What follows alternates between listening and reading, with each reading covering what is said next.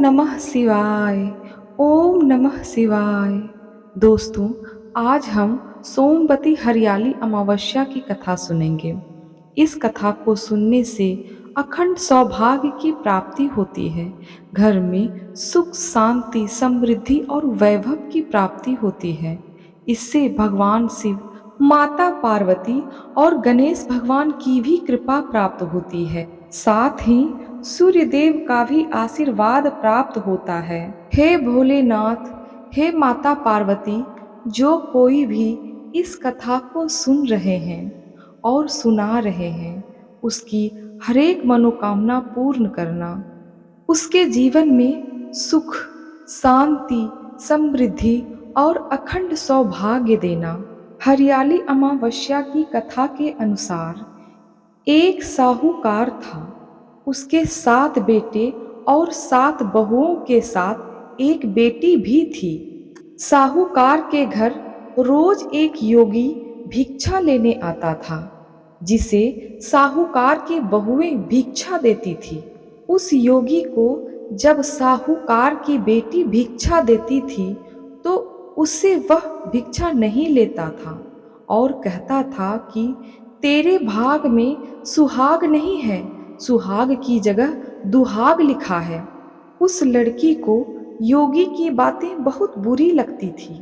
एक दिन वह सारी बातें अपनी माँ को बताती है। वह कहती है, माँ, जब भाभी योगी को भिक्षा देती है, वह साधु भाभीियों को अखंड सौभाग्यवती होने का आशीर्वाद देता है। लेकिन जब मैं साधु को भिक्षा देती हूँ तो वे हमारी हाथ से भिक्षा नहीं लेते हैं और उल्टा मुझे सुहागिन नहीं दुहागिन कहकर भिक्षा को टाल देते हैं, भिक्षा नहीं लेते हैं। इसका मतलब क्या है माँ? मैं सुहागिन नहीं दुहागिन रहूंगी। अगले दिन जब साधु भिक्षा लेने के लिए आते हैं, तब साहूकारनी छिपकर बैठ जाती है और लड़की को भिक्षा देने के लिए भेजती है। योगी उसके हाथ से भिक्षा नहीं लेता है और फिर वही बात दोहराता है कि तेरे भाग में सुहाग नहीं, सुहाग की बजाय दुहाग लिखा है। लड़की की माँ तुरंत बाहर निकल आती है और योगी से कहती है कि एक तो हम तुझे भिक्षा देते हैं और तू मेरी बेटी को गाली देता है। योगी कहता है, मैं गाली नहीं दे रहा हूँ, जो बात सच है वही कह रहा हूँ। इसके भाग में जो लिखा है मैं वही बता रहा हूँ। इस लड़की के भाग में सुहाग नहीं दुहाग लिखा है। सारी बातें सुनने और समझने के बाद लड़की की माँ कहती है, हे साधु महाराज, जब आपको सारी बातें पता है तो इससे बचने का उपाय भी पता होगा। हे साधु महाराज, कृपा कर वो उपाय हमें बताएं। तब योगी कहता है कि 7 समंदर पार एक धोबिन रहती है, जिसका नाम सोना है।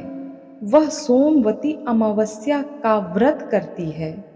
अगर वह आकर इसको फल दे दे, तभी इसका दुर्भाग्य टल सकता है, अन्यथा विवाह के समय ही एक सर्प के काट लेने से इस कन्या के पति की मृत्यु हो जाएगी। सारी बातें सुनकर माँ रोने लगती है और सोना धोबिन की तलाश में निकल जाती है। चलते चलते रास्ते में तेज धूप पड़ रही थी, जिससे बचने के लिए वह एक पीपल के वृक्ष के नीचे बैठ गई। उसी वृक्ष पर एक गरुड़ पक्षी का घोंसला था। उसमें उसके छोटे छोटे बच्चे थे। साहूकारनी उसे देख ही रही थी, तभी एक सांप आया और गरुड़ के बच्चे को खाने के लिए लपका। लेकिन साहूकारनी ने उस सांप को मारकर बच्चों की जान की रक्षा की। कुछ देर बाद गरुड़नी वहां आई और सभी जगह खून खून देखकर साहूकारनी को चोंच मारने लगी। साहूकारनी बोली, एक तो मैं तेरे बच्चों को सांप से बचाई और तू मुझे ही मार रही है।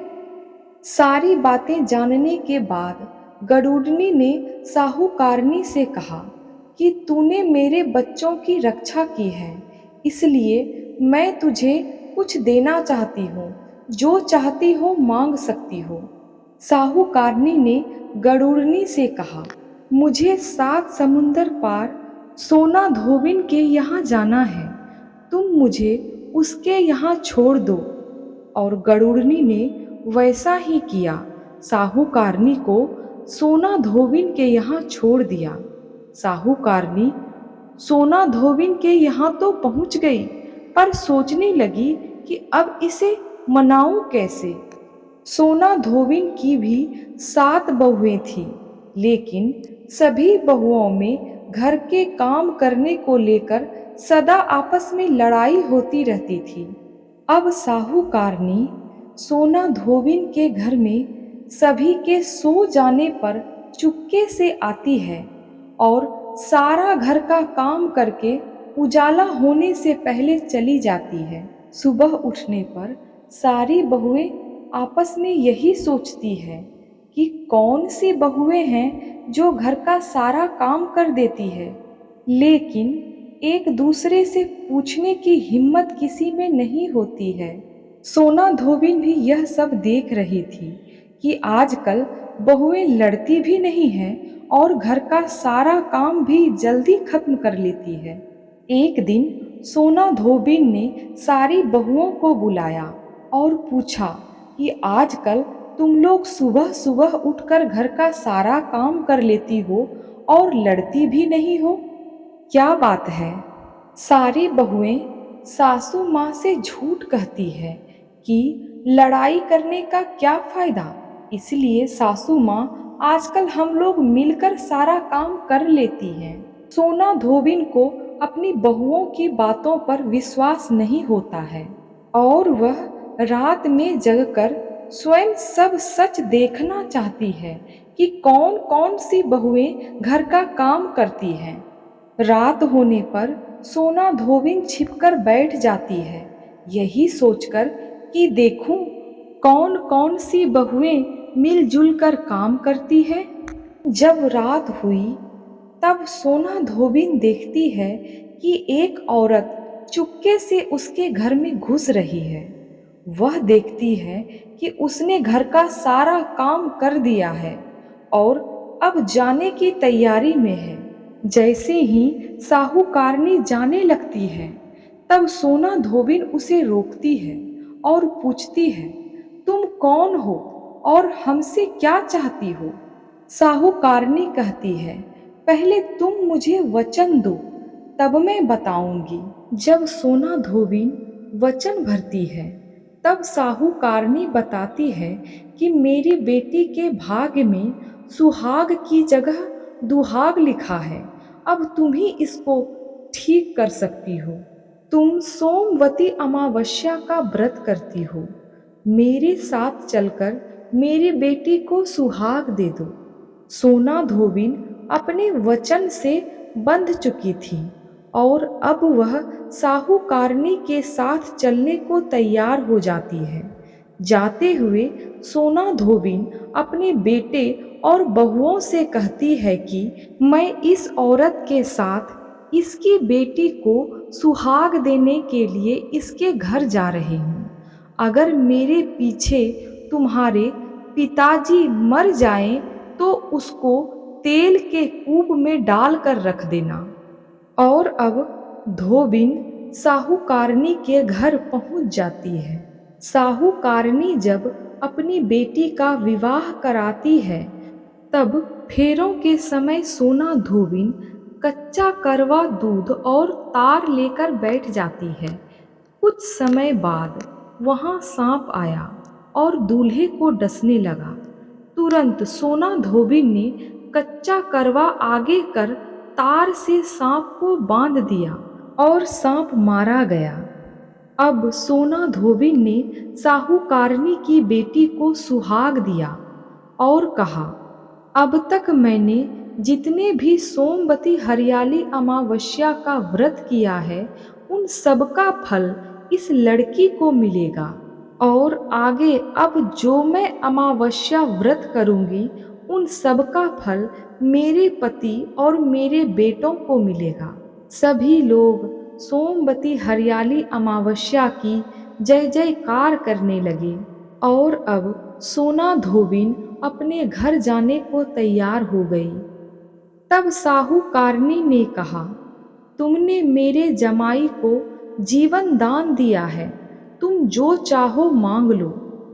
सोना धोबिन बोली कि मुझे कुछ नहीं चाहिए और वह चली गई। रास्ते में चलते हुए सोमवती अमावस्या पड़ी। सोना धोबिन पीपल के पेड़ के नीचे बैठकर कहानी कही और व्रत रखा और पीपल के पेड़ की 108 बार परिक्रमा की। पीपल के पेड़ की पूजा करने के बाद वह घर चली जाती है। तब वहां देखती है कि उसका पति मरा पड़ा है।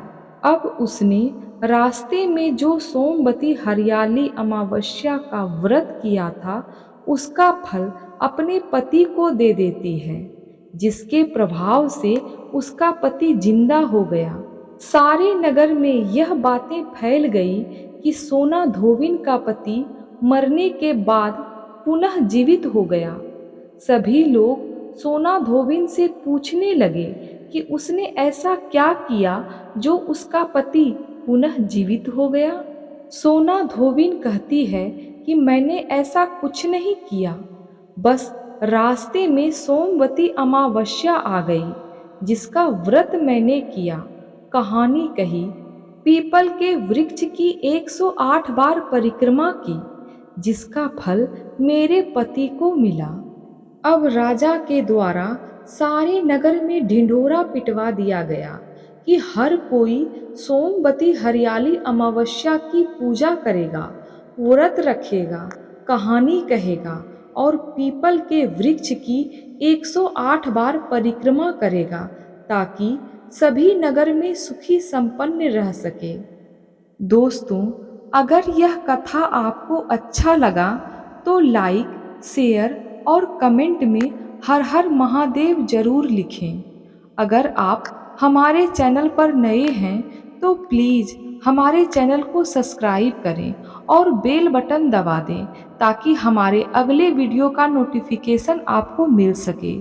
इस कथा को पूरा पूरा सुनने के लिए आपका बहुत बहुत धन्यवाद।